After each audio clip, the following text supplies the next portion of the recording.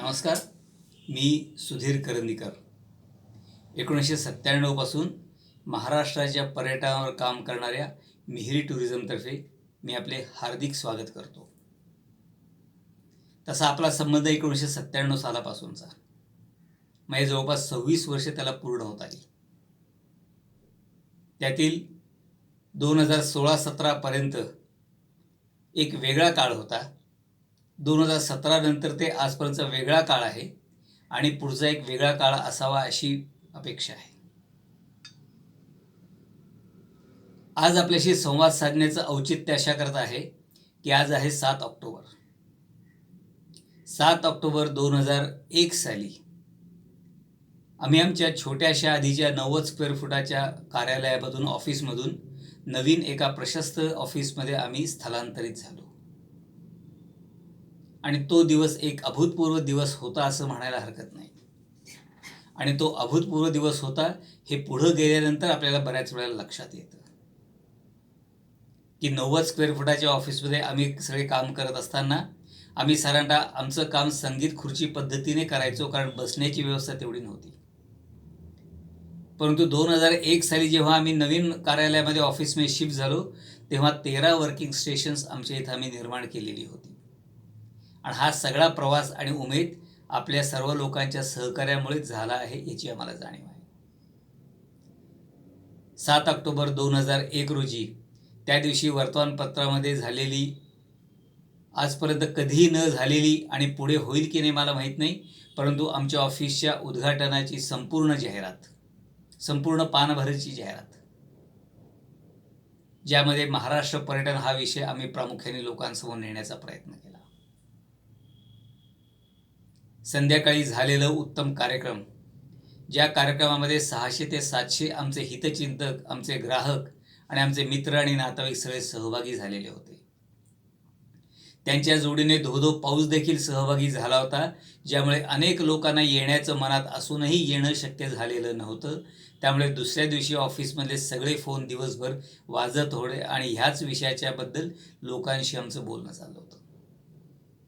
आणि त्या दिवसापासून जी सुरुवात झाली ती साधारणतः 2017 सालापर्यंत आम्हाला कुठेही मागे वळून बघावं लागलं नाही. इतका उदंड प्रतिसाद लोकांनी आम्हाला ह्या सगळ्या कालखंडामध्ये दिला. आणि म्हणून त्या काळाचं वर्णन मी एक गोल्डन इरा अशा पद्धतीनेच मी त्याचं वर्णन करू इच्छितो की ह्या काळामध्ये आम्ही काय नाही केलं. आमच्या इथल्या असणाऱ्या सर्व ऑफिसच्या स्टाफ करता आम्ही ट्रेनिंगची व्यवस्था केली. विविध ठिकाणी त्यांना नेण्याची आम्ही व्यवस्था केली. सलग 10 वर्ष आमच्या ऑफिसमधली स्टाफची सगळी लोक कुठल्या न कुठल्या ठिकाणी नुसतं मौज मजेसाठी नाही, तर त्या ठिकाणी आपला महाराष्ट्र काय आहे तो आपल्या लोकांना सांगायचा आहे याकरता कार्यरत होती. 2007 साली आम्ही आमच्या ऑफिसमध्ये एक सॉफ्टवेअर आमच्या कामासाठी निर्माण केलं, ज्याच्यावरती गेली आधीची 2 वर्ष आम्ही काम करत होतो. आणि त्या वेळेला केलेलं सॉफ्टवेअर आजही चांगल्या पद्धतीने आणि त्यामध्ये कुठल्याही प्रकारचा बदल करावा लागत नाही, इतक्या उत्तम पद्धतीची आम्ही त्या काळात निर्मिती केली. मोठ्या संख्येने ग्राहकांपर्यंत पोहोचलो. वीरभूमी महाराष्ट्र नावाची संकल्पना लोकांसमोर नेण्याचा प्रयत्न केला. ट्रॅव्हल टुरिझमच्या विद्यार्थ्यांना आमच्या इथे प्रशिक्षणाची आम्ही व्यवस्था केली. अशा विविध अंगाने आमच्या क्षमतेनुसार आम्ही प्रयत्न करत गेलो. 2017 साली मात्र ह्या सगळ्या गोष्टीला एका छोट्याशा निर्णयामुळे मोठा छेद बसला की त्या काळामध्ये आम्हाला जो सर्व्हिस टॅक्स 1.5% लागू होता तो जवळपास 10% झाला. त्याचा मोठा परिणाम आमच्या व्यवसायावर झाला. साधारणतः आपण जेव्हा मराठी माणूस व्यवसाय करतो तेव्हा घरातला कर्ता पुरुष असं म्हणतो की मी व्यवसाय करतो आणि आपल्या पत्नीला म्हणतो की तू नोकरी बघ, मग उद्या काही अडचण आली तर एकदम गडबड व्हायला नको. प्रत्येकाची एक एक मानसिकता असते.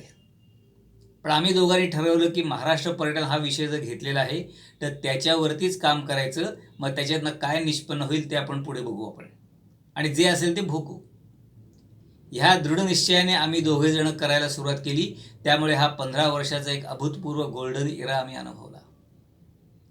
त्याच्या उलटी स्थिती 2017 साली सरकारच्या धोरणामुळे झाली. लक्षात असं आलं की आता ह्या बदललेल्या परिस्थितीमध्ये व्यवसाय जर वाढवायचा असेल तर त्याला द्यावी लागणारी शक्ती ही खूप शक्ती लावावी लागेल. आणि त्या लावलेल्या शक्तीच्या प्रमाणामध्ये आपल्याला यश मिळणार नाही. मग साधारणतः काय करावं? तेव्हा आम्ही साधारणतः धोरणात्मक निर्णय घेतला, आपण आत्ता पुढच्या काळामध्ये फार काहीही करायचं नाही. जे घडतंय ते शांतपणे घडू द्यायचं, त्याला वेगळं वळण देण्याचा खटाटोप आपण अजिबात करायचा नाही. हे law of conservation of energy, आपली ऊर्जेचं संचन करा, ऊर्जा साठवा, ह्या भूमिकेमधलं ते होतं. आणि ह्या पद्धतीमधूनच आपल्याला काही वेगळी वाढ पुढच्या काळामध्ये सापडेल याचा आम्हाला विश्वास होता. त्यामुळे 2017 ते 2000 जवळपास 22 पर्यंत आम्ही ह्या सगळ्या विषयांपासून बऱ्यापैकी अलिप्त राहू शकलो आणि चांगल्या पद्धतीने विचारही करू शकलो आणि जगूही शकलो. त्यामुळे 2017 पर्यंतचा जो कालखंड होता तो एक मोठा विलक्षण कालखंड होता आणि असं म्हणायला हरकत नाही की आमच्या आयुष्यामध्ये आम्ही एक शतक त्या दिवशी झळकवलेलं होतं. पुढच्या काळामध्ये पुन्हा परत ते शतक एका छोट्याशा विश्रांतीनंतर काढावं अशा प्रकारचं मनामध्ये उमेद आहे आणि त्याकरता मी आपल्याशी आज संवाद साधत आहे. की गेली अनेक वर्ष जे आम्ही काम करत होतो त्यामध्ये महाराष्ट्राच्या विषयामध्ये काम करणारी बरीच मंडळी आम्हाला भेटत होती.